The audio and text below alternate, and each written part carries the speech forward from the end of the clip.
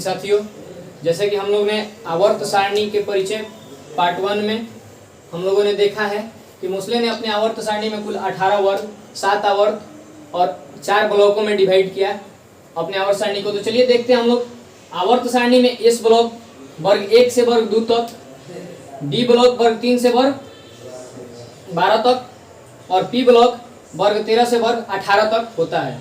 साथ ही F block का बात किया जाए तो एफ ब्लॉक वर्ग 3 और आवर्त 6 तथा वर्ग 3 और आवर्त 7 के टूटे हुए भाग को एफ ब्लॉक के अंतर्गत रखा गया है, जिसमें वर्ग 3 और आवर्त 6 के टूटे हुए भाग को लेंथेनाइड्स तथा वर्ग 3 और आवर्त 7 के टूटे हुए भाग को एक्टिनाइड्स कहा जाता है। चलिए देखते हैं हम लोग आवर्त सारणी आधुनिक आवर्त सारणी कहते किसे हैं? तो रसायन विज्ञान की वह सारणी जिसके अंतर्गत तत्वों के नाम, परमाणु संख्या और संकेत का अध्ययन किया जाता है। तो इस प्रकार रसायन विज्ञान की उस मूलभूत सारणी को आधुनिक आवर्त सारणी के नाम से हम लोग जानते हैं। साथ ही इस सारणी का निर्माण बाबू मोसले ने किया। अब हम लोग जानना चाहेंगे वर्ग 18 के तत्व को बाबू अक्रिय गैस के नाम से जानते हैं। वर्ग 18 के तत्व को अक्रिय गैस के नाम से जानते हैं।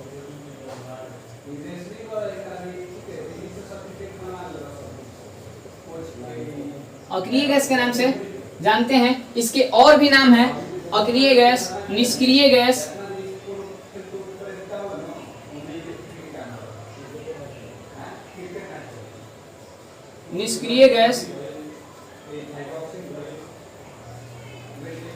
Noble gas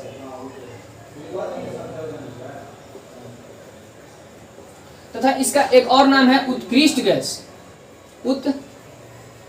gas.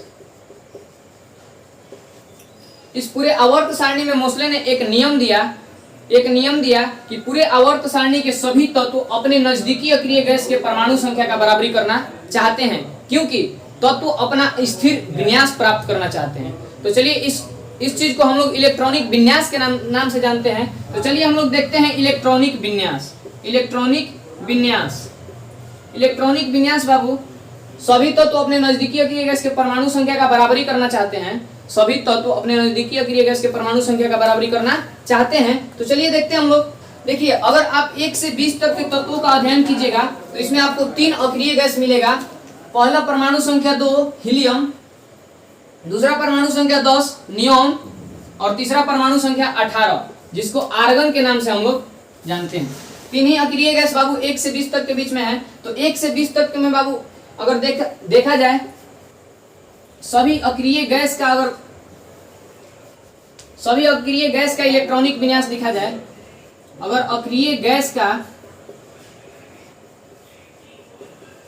इलेक्ट्रॉनिक विन्यास देखा जाए तो कुछ इस प्रकार है।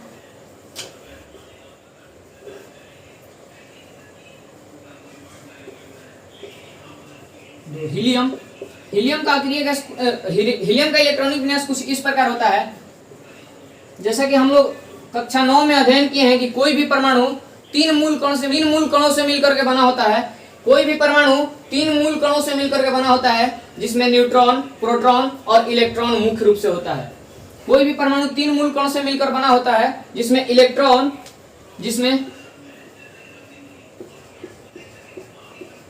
परमाणु के निर्माण में इलेक्ट्रॉन, प्रोटॉन तथा न्यूट्रॉन भाग लेता है। किसी भी परमाणु का मूल कण बाबू जो होता है इलेक्ट्रॉन, प्रोटॉन और न्यूट्रॉन ही होता है। किसी भी परमाणु का मूल कण इलेक्ट्रॉन, प्रोटॉन और न्यूट्रॉन ही होता है। जबकि इलेक्ट्रॉन पे निगेटिव चार्ज होता है, इलेक्ट्रॉन पे आवेश जो होता है हमेशा ऋणात्मक होता है, प्रोटॉन पे आवेश जो होता है हमेशा धनात्मक होता है, जबकि न्यूट्रॉन आवेशहीन होता है। तो किसी भी तत्व में उपस्थित न्यूट्रॉन और प्रोटॉन उसके नाभिक में विद्यमान होते हैं। जितने भी इलेक्ट्रॉन होते हैं वो सेल में मूव करते रहते हैं। कुछ सेल कुछ इस प्रकार होता है KLM। ठीक है, तो चलिए हम लोग देखते हैं अक्रिय गैस का इलेक्ट्रॉनिक विन्यास। अक्रिय गैस का इलेक्ट्रॉनिक विन्यास आपका कुछ इस प्रकार है।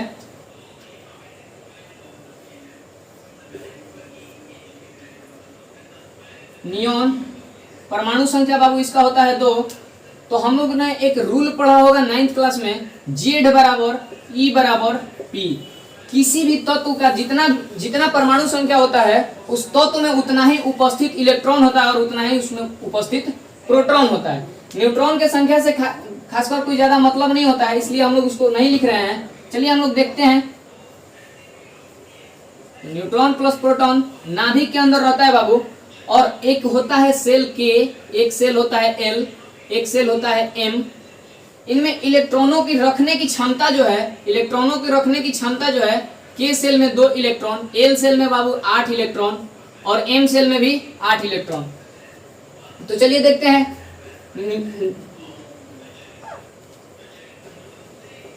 हीलियम में उपस्थित इलेक्ट्रॉनों की संख्या 2 है। हीलियम में उपस्थित इलेक्ट्रॉनों की संख्या क्या है बाबू? 2 है। तो इसको हम K सेल में रखेंगे। किसमें? K सेल में रखेंगे।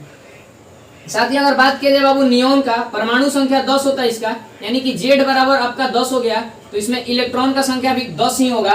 तो इस प्रकार से अगर इलेक्ट्रॉनिक विन्यास निकालते हैं तो न्यूट्रॉन प्लस प्रोटॉन नाभिक में हो जाएगा मेरा। K सेल में बाबू कितने इलेक्ट्रॉन? 2 इलेक्ट्रॉन। और L सेल में बाबू कितने इलेक्ट्रॉन? 8 इलेक्ट्रॉन। इस प्रकार से जितने भी अक्रिय गैस होते हैं सबका अष्टक जो होता है बाबू पूरा होता है। यही कारण है कि ये किसी भी तत्व से क्रिया नहीं कर पाते हैं।